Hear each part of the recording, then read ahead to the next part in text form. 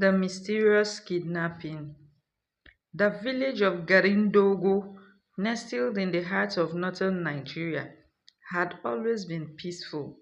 The people were farmers, traders, and herders, living simple lives despite the struggles that came with poverty. But in recent years, their peace had been shattered by the rising wave of kidnappings. The government had made promises, sent soldiers once or twice, but nothing ever changed.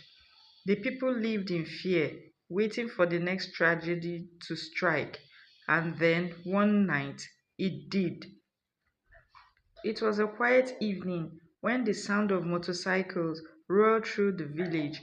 Before anyone could react, gunmen stormed homes, dragging people from their beds. Women screamed, children cried, and men pleaded. But the kidnappers showed no mercy.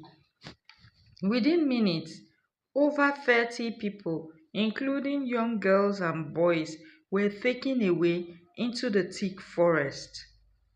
The next morning, the villagers rushed to the local police station begging for help, but the officers, underpaid and poorly equipped, simply answered, "We will report it," they said, "but there's nothing we can do."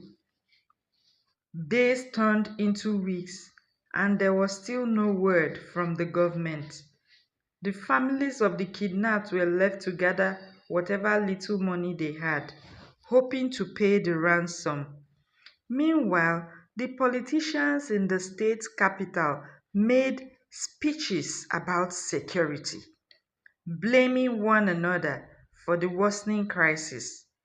The news channels ran stories for a few days, but soon they moved on to other matters. The villagers were left alone, abandoned by the very people who were supposed to protect them. Then a survivor returned, Hassan, a 16-year-old boy who had escaped from the kidnappers. His body was weak, his face covered in bruises, but his eyes held the horror of what he had seen. He told the villagers that their loved ones were still alive, hidden deep in the forest. But time was running out. "They are selling some of us," he whispered to people who come from far away. The village elders wept, and the mothers of the missing fell to the ground in despair. But still, the government did nothing.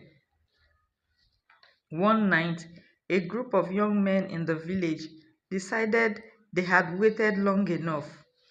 Armed with sticks, knives, and whatever weapon they could find, they marched into the forest, determined to bring back their people.